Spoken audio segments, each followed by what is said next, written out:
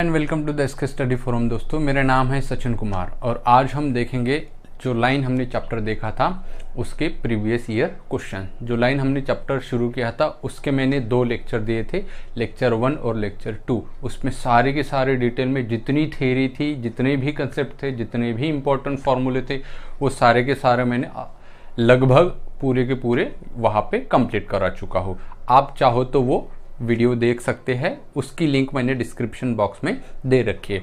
और भी बहुत सारे चैप्टर्स हैं जो हमने कंप्लीट कर रखे हैं और उनकी प्रीवियस ईयर भी कंप्लीट कर चुके हैं। वो सभी के सभी चैप्टर की लिंक मैंने डिस्क्रिप्शन बॉक्स में दी रखी है, आप जाके उसे देख सकते हो। और डिटेल में जानकारी पाने के लिए आप मेरी जो प्लेलिस्ट है उसको भी जाके देख सकते हो, ताकि आपको और अच्छे से आसानी से आपको सभी वीडियोज अवेलेबल हो सके। तो चलिए फिर बिना किसी देरी के शुरू करते हैं आज की क्लास। आज की क्लास में दोस्तों हम 10 MCQ सॉल्व करेंगे जो कि प्रीवियस ईयर क्वेश्चंस आए हुए होंगे और कुछ इंपॉर्टेंट भी होंगे मेरे हिसाब से। तो चलिए शुरू करते हैं। सबसे पहला क्वेश्चंस लेते हैं। क्वेश्चंस आपको स्क्रीन पे नज़र आ रहा होगा, आप उस क्वेश्चंस को पढ़ सकते हैं। तो सबसे पहला जो क्वेश्चन है उसमें हमें क्या निकालने को बोला गया है, डायरेक्शंस कोसाइन पूछा है हमें, ठीक है। तो यहाँ पे जो इक्वेशंस है हमारे पास वो क्या है, x plus 2/2 equals to 2y minus 5/3 and z equals to -1। ये क्वेश्चंस है हमें और इसके ऑप्शंस है जैसे कि आपको दिख रहे होंगे। तो हमें क्या पूछा है, इस लाइन के डायरेक्शंस कोसाइन पूछा है, मतलब LMN। तो सबसे पहले हम क्या करेंगे, यहाँ पे डायरेक्शंस कोसाइन फाइंड करेंगे। अब बहुत से स्टूडेंट यहाँ पे डायरेक्टली लिख देते हैं, सर A की वैल्यू ये, B की वैल्यू 3 है और C की वैल्यू 0 है। तो हमें ऐसा नहीं करना है। सबसे पहले मैंने क्या बताया था थ्योरी में कि यहाँ पे जो नंबर होगा वो 1 के बराबर होना चाहिए। मतलब क्या कि x, y और z का कोएफिशिएंट 1 होना चाहिए। तो x का तो है, तो x प्लस 2/2, z y का नहीं है तो 2 कॉमन लेंगे और अंदर क्या बचेगा 5/2 और वो 2 3 के नीचे आएगा और ये z इक्वल्स टू -1। अब ये इसके बराबर नहीं है तो यहाँ पे हमें जो c की वैल्यू होगी वो कितनी लेनी है, 0। तो a की वैल्यू कितनी मिली 2, b की वैल्यू कितनी मिली 3/2 और c की वैल्यू कितनी मिली हमें 0 मिल चुकी है। अब ये क्या मिला हमें, डायरेक्शंस रेशो। अब डायरेक्शंस रेशो मुझे फ्रैक्शन में नहीं चाहिए तो मैं क्या करूंगा, इसको मल्टीप्लाई करूंगा कितने से, 2 से। तो ये कितना होगा, 2 2 ज़ा 4, यहाँ पे 2 कैंसिल, ये 3 और ये कितना मिलेगा, 0 ही मिलेगा। ये वैल्यू किसकी है, A, ये वैल्यू किसके, B की, और ये वैल्यू किसके, C की। अब क्वेश्चन में सवाल है कि फाइंड द डायरेक्शंस कोसाइन। कैसे फाइंड करेंगे, L equals two plus minus A upon under A square B square plus C square, ये फॉर्मूला होता है। तो जब 4 स्क्वायर प्लस 3 स्क्वायर मिलेगा तो 25 का स्क्वायर रूट 5। तो L इक्वल्स टू क्या मिलेगा, 4/5। जो M है वो मिलेगा मुझे 3/5 और जो N है वो तो 0/5 मतलब 0 ही मिलेगा, मतलब 4/5 फिर उसके बाद 3/5 और 0। ये ही क्या होगा हमारा करेक्ट आंसर। तो आप देख सकते हैं किस ऑप्शंस के साथ ये मैच होगा। तो जो हमारा ऑप्शन A है उसके साथ ही ये क्वेश्चन करेक्ट होगा, ठीक है। मुझे उम्मीद है कि आप लोगों को समझ में आया होगा। आइए बढ़ते हैं अब क्वेश्चन नंबर 2 की तरफ।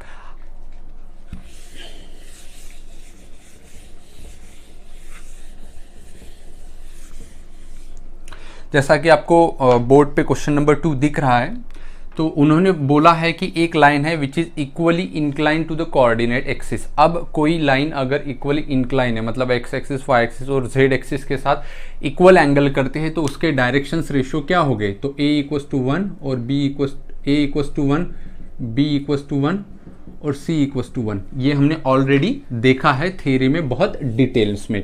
अब सेकेंड इंपॉर्टेंट चीज वो बोल रहा है passing through the point, and point भी गिवन है -3, 2 और -5। इस पॉइंट में से हमारी लाइन पास आउट हो रही है और सेकेंड इंफॉर्मेशन है कि उस लाइन के हमें डायरेक्शंस रेशो गिवन है। कैसे, क्योंकि वो लाइन इक्वली इंक्लाइन करती है। तो हमें रेशो भी पता है और लाइन पासिंग थ्रू पॉइंट भी पता है। अब जब हम ऑप्शन देखते हैं ABCD, तो हमें कौन सा फॉर्म है, वो कार्टेशियन फॉर्म है। तो कार्टेशियन इक्वेशन क्या होता है किसी भी लाइन का, x minus x1/a equals to y minus y1/b equals to z minus z1/c। तो यहाँ पे ABC की वैल्यू तो 1 1 1 ही है और x1 y1 z1 की वैल्यू -3, 2 और -5। तो क्या बनेगा, x plus minus minus plus हो जाएगा, equals to y minus 2 upon again 1 और equals to y z minus of minus that is plus that is 5 upon 1। तो ये आंसर होगा हमारा x plus 3 equals to y minus 2 equals to z plus 5। और ये आप देख सकते हैं कि ये वाला जो ऑप्शन है वो किसके साथ मैच करेगा, अगेन ऑप्शन नंबर ए के साथ। तो हमारा करेक्ट ऑप्शन क्या हुआ, ऑप्शन नंबर ए। ठीक है, अब चलिए नेक्स्ट क्वेश्चन नंबर 3 की तरफ बढ़ते हैं। जैसे कि क्वेश्चन नंबर 3 आपको स्क्रीन पे नजर आ रहा है, आप उसे पढ़ सकते हो।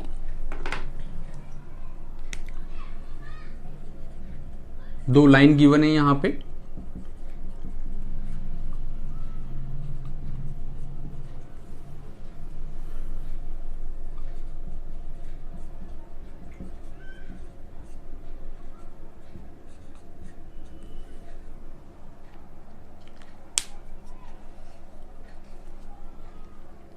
ओके चलिए दो लाइंस हमें गिवन है और ये दोनों लाइन आपस में इंटरसेक्ट करते हैं। हमें क्या फाइंड आउट करना है, उनका पॉइंट ऑफ इंटरसेक्शन। यही क्वेश्चन है, जैसे कि आप क्वेश्चन पढ़ सकते हो। तो दो लाइंस हमें गिवन है और दोनों लाइन का हमें पॉइंट ऑफ इंटरसेक्शन निकालना है। तो सबसे इसको तो दो वे से हम इसको सॉल्व कर सकते हैं। पहली मेथड तो ये होगी कि इस जो भी हमें 4 ऑप्शंस हो गए ए बी सी डी, एक एक पॉइंट हमें उठा के इसमें रख दो कि कौन से पॉइंट से दोनों इक्वेशन सेटिस्फाइड होते हैं, वही हमारा क्या होगा, आंसर होगा। क्योंकि पॉइंट ऑफ इंटरसेक्शन दोनों पे हम एक्स वाई और जेड रखेंगे तो ये सेम आना चाहिए, इसका तीनों का आंसर, और ये भी तीनों इक्वल होनी चाहिए। जिस पॉइंट ने दोनों इक्वेशंस को सेटिस्फाइड कर दिया वही पॉइंट क्या होगा, हमारा पॉइंट ऑफ इंटरसेक्शन। ये हुआ फ्रॉम ऑप्शन से। अगर हमें इन दोनों को सॉल्व करना है तो क्या करना था, जैसे थ्योरी में भी मैंने बताया था, इसको हमें इक्वल लेना है लैम्बडा और इसको इक्वल लेना है म्यू के साथ। तो यहाँ से एक्स वाई और जेड पहले लाइन से निकालना है और सेकेंड लाइन से भी वैल्यू निकालना है मुझे एक्स वाई और जेड की, और फिर दोनों को इक्वेट करके या तो फिर म्यू की या तो फिर लैम्बडा की वैल्यू निकाल के मुझे आंसर निकालना है। तो एक्स इक्वल्स टू क्या होगा, जब मैं इन दोनों को सॉल्व करूंगा तो 2 लैम्बडा प्लस 1, तो 2 लैम्बडा प्लस 1 ये होगा मेरा एक्स इक्वल्स टू। फिर y इक्वल्स टू जब मैं इन दोनों को सॉल्व करूंगा तो 2 लैम्बडा माइनस 1 हो जाएगा और z इक्वल्स टू क्या हो जाएगा, 4 लैम्बडा प्लस 1। ठीक है, जब इन लाइन ये सेकेंड लाइन का मैं x y और z निकालूंगा तो क्या वैल्यू मिलेगी मुझे, तो जब मैं सेकेंड को सॉल्व करूंगा x इक्वल्स टू क्या मिलेगा, म्यू प्लस 3। यहां से y इक्वल्स टू क्या मिलेगा, 2 म्यू प्लस 6, 2 म्यू प्लस 6। और जब मैं इसको सॉल्व करूंगा तो यहां से क्या मिलेगा मुझे, z equals to mu. Okay, अब हमें दोनों को इक्वेट करना है, इसका x दोनों सेम हो गए, तो यहां से क्या मिलेगा मुझे, 2 लैम्बडा प्लस 1 इसका x है और वही x इसका भी होगा, म्यू प्लस 3। अब मुझे यहां से कंडीशन मिली है कौन सी, z इक्वल्स टू म्यू, और यहां से z equals to 4 lambda plus 1। तो मैं क्या करता हूं, यहाँ पे इन दोनों को भी इक्वेट कर देता हूं, तो क्या होगा, 4 lambda plus 1 equals to mu हो जाएगा। तो म्यू की वैल्यू में क्या रख सकता हूं, 4 लैम्बडा प्लस 1। तो ऊपर की इक्वेशन में मैं म्यू जहां पे वहां पे क्या रखता हूं, 4 लैम्बडा प्लस 1। तो ये क्या मिलेगा मुझे, 2 lambda plus 1 plus equals to mu है, तो म्यू मतलब 4 लैम्बडा प्लस 1 इक्वल्स प्लस 3। अब यहां से मुझे लैम्बडा की वैल्यू, ये देखो 4 lambda minus 2 lambda that is 2 lambda, फिर उसके बाद 3, ये 1 दोनों तरफ से क्या हुआ, कैंसल हुआ, तो यहाँ पे क्या बचा, सिर्फ 3। तो लैम्बडा की वैल्यू कितनी मिली मुझे, 3/2। This is the value of lambda, और वो भी -3/2 मिलेगी, क्योंकि जब ये 3 उस साइड जाएगा तो क्या होगा, -3/2। ये मिली किसकी वैल्यू, लैम्बडा की। अब मुझे क्या चाहिए, पॉइंट ऑफ इंटरसेक्शन। बस लैम्बडा की वैल्यू इसमें रख दो, x y और z में, वहाँ पे हमें पॉइंट ऑफ इंटरसेक्शन मिल जाएगा। तो x इक्वल्स टू क्या मिल जाएगा, तो x लैम्बडा की वैल्यू -3/2 रखो, तो 2 गेट कैंसल, तो क्या होगा, -3 प्लस 1। तो करेक्ट आंसर इज -2। जब y में रखेंगे इसमें तो आंसर क्या आएगा हमारे पास, -4, क्योंकि अगेन 2 गेट कैंसल, -3 -1 -4। जब z में रखेंगे तो 2 टू ज़ा 4 होगा और 3 टू ज़ा -6 प्लस 1 दैट इज -5। तो जो करेक्ट आंसर है वो आया हमारा -2 -4 एंड -5, जो कि ऑप्शन नंबर बी के साथ क्या करेगा, मैच करेगा। तो इसका करेक्ट ऑप्शन जो है वो है option number B is the correct answer. I hope कि आप लोगों को समझ में आया होगा। क्वेश्चन नंबर 4 है दोस्तों। क्वेश्चन नंबर 4 में क्या गिवन है, एक लाइन है जैसे कि आपको बोर्ड पे दिख रहा है, और उस लाइन का equation x minus 1 upon 2 equals to y plus 1 upon minus 2 equals to z plus 1 upon 1 ये है। और the coordinate of a point on the line at a distance of, और डिस्टेंस है 3 यूनिट, ठीक है, at a distance of 3 unit from the point 1 minus 1 minus 1, और point है 1 minus 1 और माइनस 1, ठीक है। अब जब हम क्वेश्चंस पढ़ते हैं तो ये हमें लाइन का इक्वेशन गिवन है, तो ये हमें किसी लाइन का इक्वेशन गिवन है, और मान लेंगे क्वेश्चन समझ में नहीं आया होगा, तो ये लाइन है और इस लाइन का इक्वेशन ये गिवन है हमें, ओके। अब इस लाइन पे ये पॉइंट है ए, तो यहाँ पे कई पॉइंट होगा और उसके कोऑर्डिनेट 1 माइनस 1 और माइनस 1 है। अब यहाँ इस पॉइंट ए से 3 यूनिट दूरी पे दूसरा पॉइंट है, और वो पॉइंट है मान लेंगे P, जिसके कोऑर्डिनेट हमें फाइंड करना है। जैसे कि थ्योरी में भी मैंने आपको बताया था कि अगर ऐसा क्वेश्चंस होगा कि भाई इतने डिस्टेंस पे दूसरा पॉइंट है, उसके कोऑर्डिनेट्स निकालना है, तो मैंने क्या बताया था, उसके लिए डायरेक्टली फॉर्मूला बताया था कि x equals to x1 plus LR, y equals to y1 plus MR, और z equals to z1 plus NR, where R is the distance and L, M, N are the directions cosine. x1, y1, z1 are the given fixed point. तो x1, y1, z1 given है, R भी given है, तो R कितना है यहाँ पे 3 unit. अब निकालना क्या है मुझे, L, M और N, तो वो कहाँ से निकलेगा, डायरेक्शंस कोसाइन से। तो डायरेक्शंस कोसाइन 2 माइनस 2 और 1 है, तो L की वैल्यू जो है वो कितनी आएगी, 2 अपॉन 4 प्लस 4 प्लस 8 प्लस 1 उसका स्क्वायर रूट 3, तो M कितना आएगा -2/3, और n कितना आएगा 1/3, तो हो गया। तो इसमें हम वैल्यू रख देंगे, तो x इक्वल टू x1 कितना है भाई यहाँ पे 1, फिर प्लस l कितना है मेरे पास 2/3 मल्टीप्लाइड बाय r कितना है 3, तो ये 3 गेट कैंसल, तो इसका आंसर कितना आया 3। फिर y चाहिए मुझे, तो y1 कितना है मेरे पास -1, प्लस m की वैल्यू कितनी मेरे पास -2/3, तो ये plus minus -2/3 multiplied by r again 3, तो ये गेट कैंसल, तो आंसर इज -3। और z निकालना है, तो उसके लिए z1 कितना है मेरे पास -1, प्लस n कितना है 1/3 इंटू r3, तो ये get cancel, -1 plus 1 that is 0। तो पॉइंट ऑफ इंटरसेक्शंस मुझे क्या मिलता है 3, -3 और 0, जो कि ऑप्शंस किसके साथ मैच करता है, तो correct option is option B, और यही क्या होगा हमारे इस क्वेश्चन का सॉल्यूशंस। आई होप कि आप लोगों को समझ में आया होगा। चलिए अब बढ़ते हैं क्वेश्चन नंबर 5 की तरफ। जैसे कि क्वेश्चन नंबर 5 आपको स्क्रीन पे दिख रहा है, आप उसे पढ़ सकते हो, फिर हम उसको सॉल्व करेंगे। क्वेश्चन नंबर 5 में हमें क्या दो लाइंस की इक्वेशन गिवन है और एक अननोन है जो कि k है, ठीक है। और इक्वेशन है x माइनस 1/2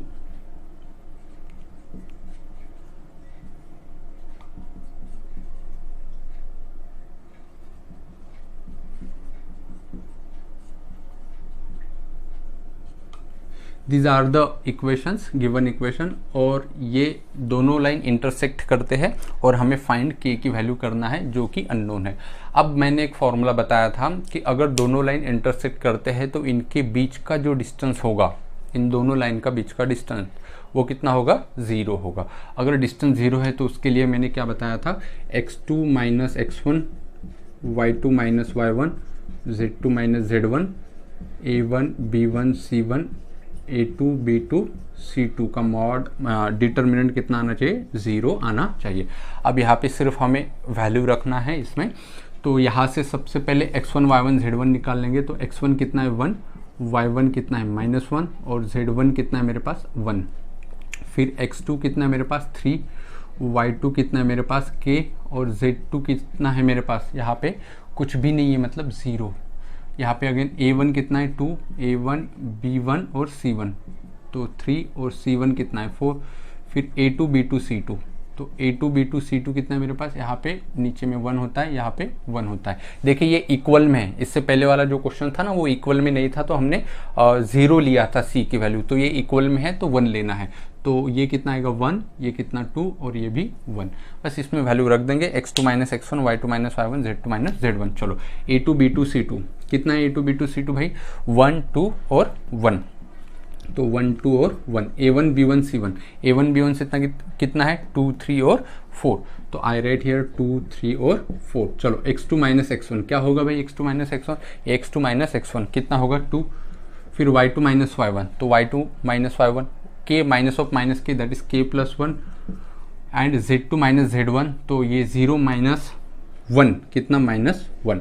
तो जब हम इसको सॉल्व करेंगे तो हमें किसकी वैल्यू मिलेगी, k की वैल्यू मिलेगी। और आप उसे सॉल्व कर ही सकते हो, कैसे सॉल्व करोगे, 2 इन ब्रैकेट और ये कितना होगा 3 और ये -8, तो कितना मिला है -5, फिर माइनस ऑफ k + 1 और ये कितना मिलेगा मुझे, ये कैंसिल -2, फिर ये -1 इन ब्रैकेट ये कैंसिल, तो 4 - दैट इज 1 इक्वल्स टू कितना होता है 0। और इसको सॉल्व करने के बाद -10, फिर माइनस प्लस 2k + 2 और ये +1 इक्वल्स टू कितना 0, ये -1 होगा सॉरी, ओके। तो ये 2k यहाँ पे बचा हुआ है। अब देखो -10 - 1 कितना हुआ -11 और -11 + 2 कितना हुआ -9, इस साइड आया तो +9, तो k की वैल्यू कितनी मिलेगी, तो k की वैल्यू मिलेगी 9/2 और यही हमें क्वेश्चन में पूछा था। और करेक्ट ऑप्शन जो है वो क्या आएगा, इसका ऑप्शन नंबर ए, जो कि हमें स्क्रीन पर दिख रहा है। ओके, तो आई होप कि आप लोगों को ये क्वेश्चन समझ में आया होगा। चलिए अब क्वेश्चन नंबर 6 की तरफ बढ़ते हैं। क्वेश्चन नंबर 6 आपको स्क्रीन पे दिख रहा है।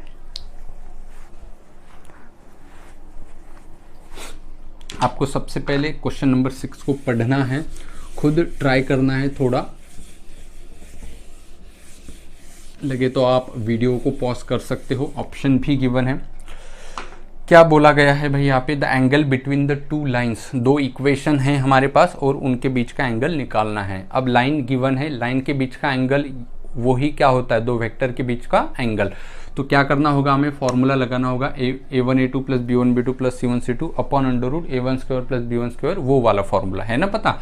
तो फॉर्मूला लगाएंगे हम कौन सा वाला, cos θ = mod of a1 a2 + b1 b2 + c1 c2 upon √a1² + b1² + c1² multiplied by a2² + b2² + c2²।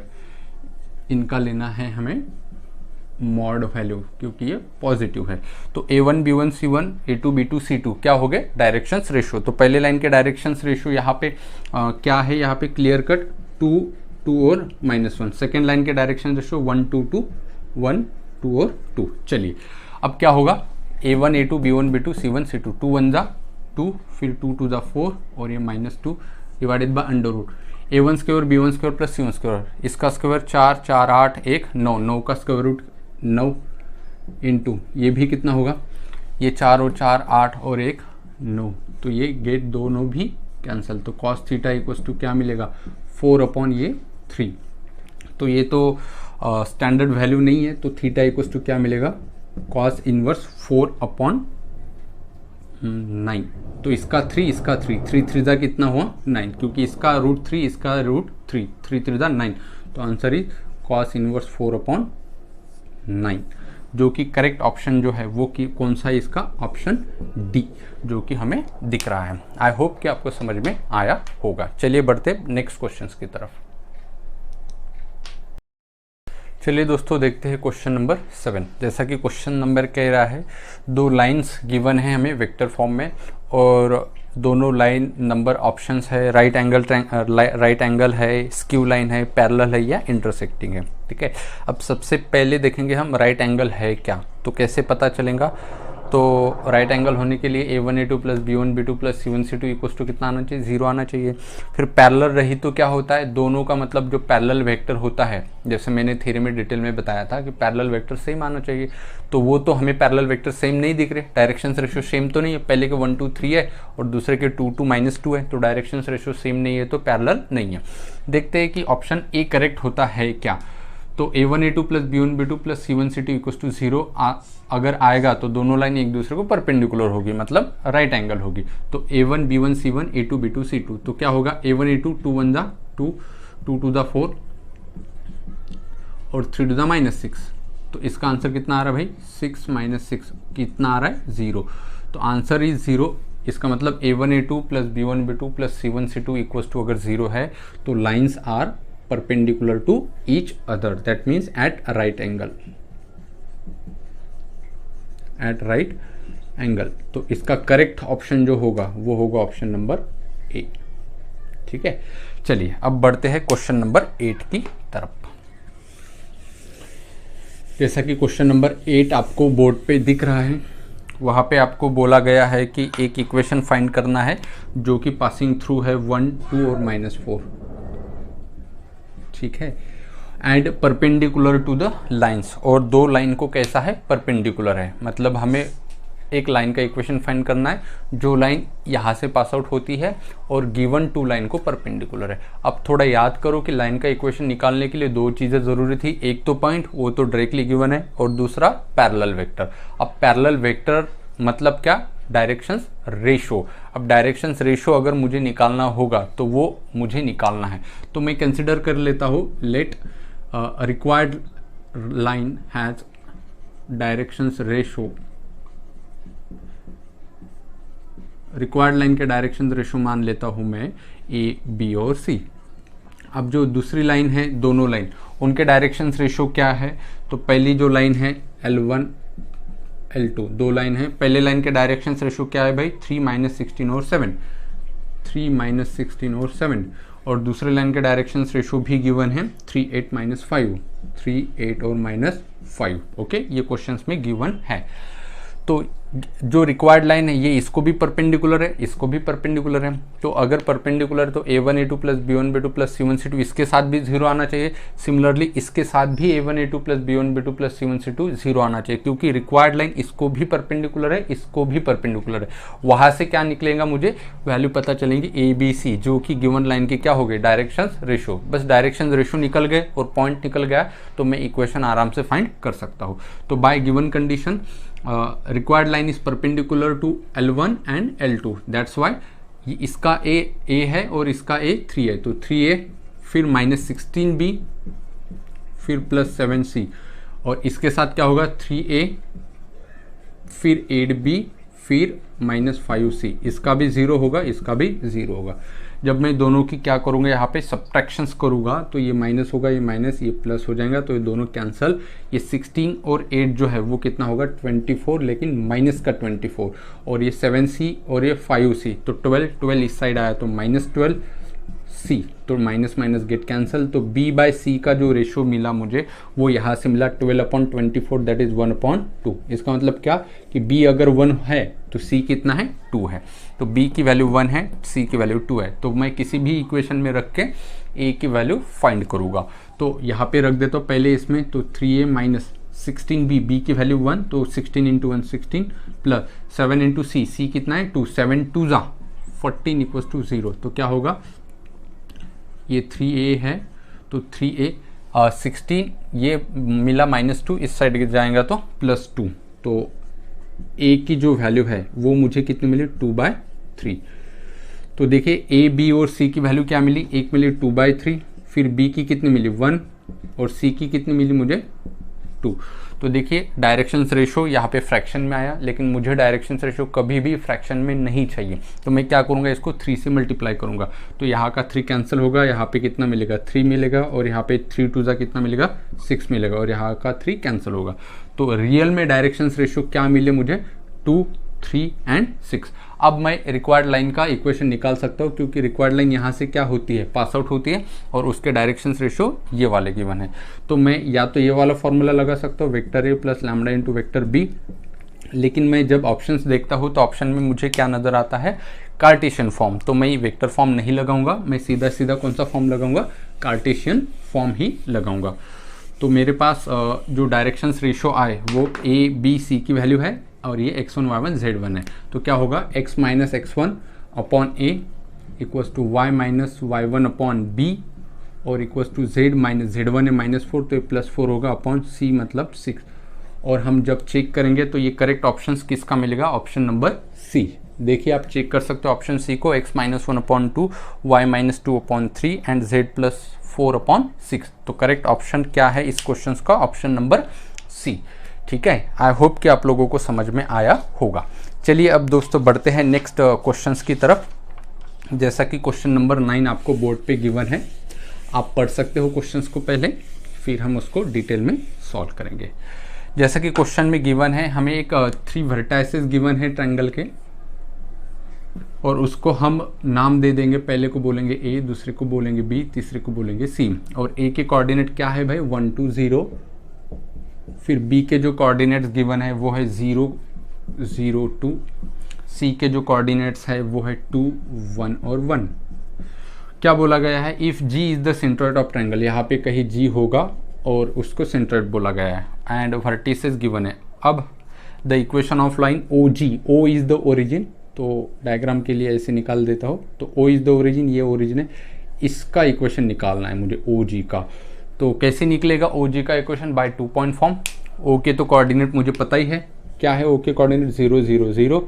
और जी क्या है, सेंट्रोइड। सेंट्रोइड के अगर कोऑर्डिनेट में निकाल पाता हूँ तो फिर 2 पॉइंट फॉर्म लगाऊंगा मैं यहाँ पे और आंसर निकालूंगा। तो यहाँ पे जी के कोऑर्डिनेट्स कैसे निकलेंगे, x इक्वल टू क्या होता है, सेंट्रोइड का formula x1 plus x2 plus x3 upon 3। तो 1 प्लस 0 प्लस 2 3 अपॉन 3, तो कितना मिला 1। तो y equal to y1 plus y2 plus y3, 2 plus 1 3 और 3 अपॉन 3, ये भी कितना मिलेगा 1। और लास्ट में क्या मिलेगा z equal to again z1 plus z2 plus z3 upon 3। तो क्या होगा z1 plus z2 plus z3। तो यहाँ पे क्या मिस्टेक हो गई, 0 प्लस 2 प्लस यहाँ पे ये सॉरी ये 1 है, मिस्टेक से 2 हो गया था। तो ये कितना मिलेगा 2 प्लस 1 3, तो 3 अपॉन 3 कितना मिलेगा 1। तो मुझे सेंट्रोइड के कोऑर्डिनेट क्या पता चले 1 1 1। अब मुझे इक्वेशन पूछा गया है, तो बाय 2 पॉइंट फॉर्म क्या होता है भाई, 2 point form x minus x1 upon x1 minus x2 वाला है ना, वो बड़ा फॉर्मूला वो। तो x1 y1 z1 कितना है भाई 0 0 0, क्योंकि o is the 1 point and g कितना है 1 1 1। तो क्या होगा x minus 0 upon 0 minus 1 equals to y minus 0 upon 0 minus 1 equals to z minus 0 upon 0 minus 1। जब इसको मैं सॉल्व करूंगा तो क्या मिलेगा, x equals to y equals to z, minus सबसे कैंसिल हो जाएगा और लास्ट में बचेगा क्या, x equals to y equals to z। और ये जो है वो करेक्ट ऑप्शन कौन सा होगा इसका, ऑप्शन ए, जो कि हमें दिख रहा है। ठीक है, आई होप कि आप लोगों को समझ में आया होगा। अब चलिए लास्ट क्वेश्चंस की तरफ बढ़ते हैं, क्वेश्चन नंबर 10। जैसा कि क्वेश्चन नंबर 10 में हमें एक गिवन अननोन वैल्यू है, उसकी वैल्यू फाइंड आउट करना है, और दोनों लाइन है और दोनों लाइन परपेंडिकुलर है। अब दोनों लाइन अगर परपेंडिकुलर है तो कंडीशंस क्या होगी, a1 a2 plus b1 b2 plus c1 c2 equals to 0। जब हम पहली लाइन देखते हैं तो पहले लाइन का जो a1 b1 c1 होगा वो क्या होगा, तो पहले लाइन का a1 b1 c1 क्या होगा, 2p और 5। तो 2p और 5, आप क्वेश्चंस को डिटेल में पढ़ो। दूसरा जो होगा वो होगा a2 b2 और c2। तो दोनों अगर लाइन परपेंडिकुलर है तो क्या होगा, इनका जो डायरेक्शंस रेशो होगा उनमें a1 a2 plus b1 b2 plus c1 c2 equals to 0 theory में डिटेल में पढ़ाया गया है। तो ये क्या होगा 3 माइनस p और p। तो अगर ये L1 परपेंडिकुलर टू L2 है, ठीक है, L1 परपेंडिकुलर टू L2, तो condition is a1 a2 plus b1 b2 plus c1 c2 equals to 0। तो ये a1 ये a2, तो कितना होगा भाई 3 टू द होगा 6, फिर plus minus p into P that is minus p square, okay, फिर p into 5 that is plus 5p equals to 0। इसको माइनस से मल्टीप्लाई कर देंगे तो P square minus 5p minus 6 equals to 0। This is what, this is the quadratic equations. तो यहाँ से हमें p की वैल्यू कितनी मिलेगी, 2 मिलेगी। और जैसे हम ऑप्शन भी देख रहे हैं p की वैल्यू कितनी गिवन है, 2 ही गिवन है। जब मैं इस क्वाड्रेटिक इक्वेशंस को सॉल्व करूंगा तो p की मुझे 2 वैल्यू मिलेगी, एक मिलेगी p equals to 6 and p और जो सेकेंड मिलेगी वो मिलेगी मुझे p इक्वल्स टू -1, क्योंकि जब आप फैक्टर सॉल्व करोगे फैक्टराइजेशन मेथड आपको भी या फिर कोई भी मेथड, तो p की 6 और p की -1 वैल्यू मिलेगी, जो कि ऑप्शन डी के साथ मैच करता है। तो क्वेश्चन नंबर 10 का जो करेक्ट आंसर है वो है ऑप्शन डी। तो ये था दोस्तों आज का लेक्चर। आज के लेक्चर में हमने प्रीवियस ईयर क्वेश्चन देखे थे लाइन के। अब हमारा वेक्टर, फिर उसके बाद 3 डायमेंशनल ज्योमेट्री और लाइन पूरी तरीके से हो गया है ख़त्म। अब नेक्स्ट लेक्चर जो होगा वो होगा हमारा प्लेन। सबसे पहले लेक्चर में हम देखेंगे प्लेन की पूरी थ्योरी, कंसेप्ट और जानेंगे उससे रिलेटेड कुछ क्वेश्चंस लेक्चर सेकंड में जो होंगे प्रीवियस ईयर क्वेश्चंस। आज का जो लेक्चर है वो आपको कैसा लगा आप कमेंट बॉक्स में अपनी राय दे सकते हैं। अगर आपको अच्छा लगता है तो अपने दोस्तों के साथ ज़रूर शेयर कीजिए। अगर आप ये वीडियो पहली बार देख रहे हैं तो चैनल को ज़रूर सब्सक्राइब कीजिए और बेल आइकन को भी प्रेस करें, ताकि आपको मैं हर बार अगर कोई वीडियो अपलोड करता हूँ तो आपको उसकी नोटिफिकेशन मिलते रहे। चलिए फिर मुझे दीजिए इजाज़त, मिलते हैं नेक्स्ट लेक्चर में।